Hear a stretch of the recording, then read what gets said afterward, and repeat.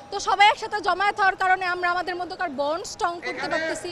এটা হচ্ছে আজকের আন্দোলনের উদ্দেশ্য, কিন্তু যেটা উদ্দেশ্য ছিল সেটা অলরেডি আমাদের অন্তর্বর্তীকালীন সরকার পূরণ করে দিয়েছে। এই আর কি আপনাদের মার্চ ফর ইউনিটির জন্য আসা আর কি, আমাদের জেলায় জেলায় যাতে আমরা যেন সেন্টারের সাথে কানেক্টেড থাকতে পারি এবং আমাদের মধ্যে যেন সেই ইউনিটিটা থাকতে পারে, সেটার কারণেই আমরা আসছি।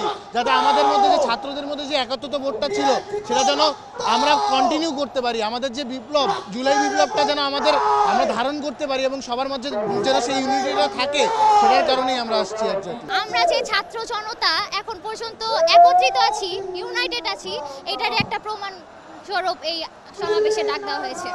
এবং আমাদের উদ্দেশ্য যদি বলতে চাই তাহলে মুজিববাদের মুর্দাবাদ, যেটাকে আমরা বলছি যে মুজিববাদের জায়গা এই বাংলায় আর থাকবে না, এটা আমরা নিশ্চিত করে যাবো ইনশাল্লাহ। আসলে বিচার প্রক্রিয়া নিয়ে আমরা সন্তুষ্ট না।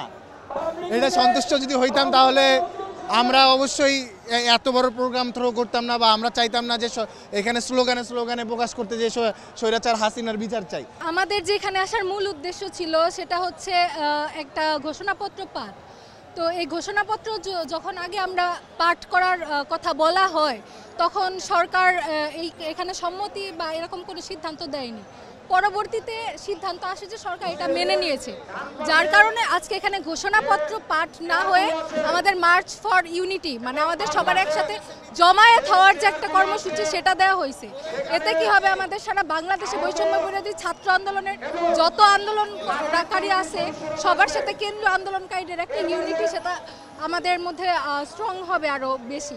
জুলাই মাসে আমাদের যে বড় ভাইদের ওপর যে অত্যন্ত অমানবিক অত্যাচার করা হয়েছে, তাদের উপর যে লাঠিচার্জ, বুলেট, এমনকি যেমন আমাদের আবু সাইদ ভাই, শহীদ মুগ্ধ ভাই, ওনাদের হত্যা করা হয়েছে, এরকম আরও অনেক হাজারো অসংখ্য লাখো মানুষদের শহীদ করা হয়েছে।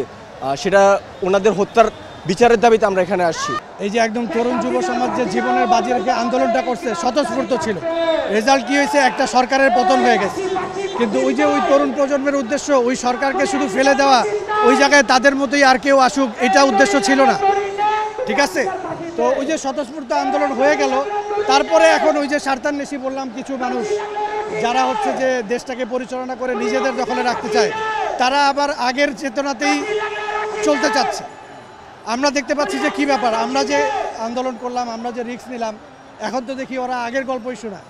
যাদেরকে ভাগালাম আমরা, তো তাদের মতো যদি কেউ আবার ক্ষমতায় আসে, তো তাহলে আমাদের এই যে রক্ত দেওয়ার এত মানুষজন মানে এত কিছু করলো, এটার তো কোনো মানে হয় না। দ্যাটস ওয়াই এখানে আবার হচ্ছে যে আসা, যে হচ্ছে এটার মানে আসা এই কারণেই যে হচ্ছে যে আমরা দমে যাই না বা আমরা স্টপ হয়ে থাকি না, যে হচ্ছে যে তারা চাইলেই ক্ষমতায় আসতে পারবে, এই আর কি। শেখ হাসিনার প্রতি আমরা যেভাবে বলছি যে খুনি শেখ হাসিনাকে ফাঁসি দিতে হবে, আমার মনে হয় শেখ হাসিনাকে যদি ফাঁসি দেওয়া হয় একবার, তাহলে তার প্রতি ইনজাস্টিস করা হবে।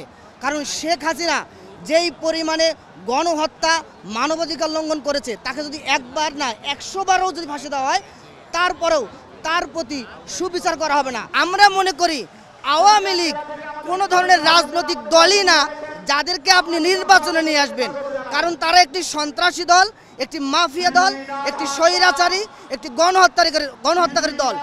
এই দলটাকে আপনি যদি রাজনৈতিক দলের সাথে মিলিয়ে ফেলেন, তাহলে এটি কোনোভাবে ইনজাস্টিস হবে না, এবং সেটি 24 বিপ্লবের পর ছাত্র জনতা কোনোভাবেই সেটি সমর্থন করবে না এবং সেটি হতে দিবে না। তাদের আমরা ফাঁসি কামনা করি।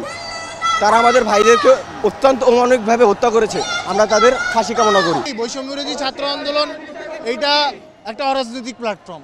এইটা যতদিন পর্যন্ত অরাজনৈতিক থাকবে ততদিন পর্যন্ত আমাদের মনে হয় না যে ইউনিটি নিয়ে কোনো ঝামেলা হবে।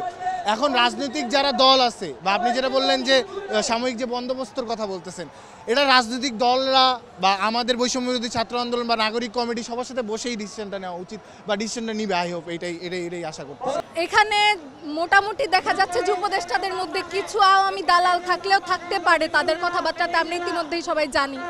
তো আমাদের উচিত যে যারা নিরপেক্ষ আছে তাদেরকে এখানে আর কি আনা, এবং তাড়াতাড়ি বিচার কার্য বা দেশের সার্বিক পরিস্থিতি এখন যেমন একটা হযবরল অবস্থা এটাকে কাটিয়ে ওঠার জন্য কোনো একটা স্টেপ নেওয়া তাদের উচিত।